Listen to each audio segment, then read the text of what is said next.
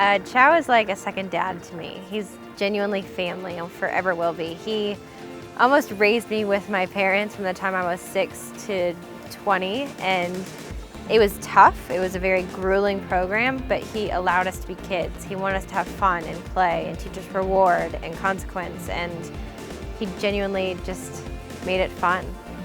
Working with him is just a joy, and he's such an amazing coach. He's gone through this 2 times with different gymnasts, and both times each gymnast has succeeded, so I know he knows what he's doing, and I trust to follow his instructions and his ways, and I just feel really confident in him, and he's always been there and supported me and just guided me towards the right path to succeed.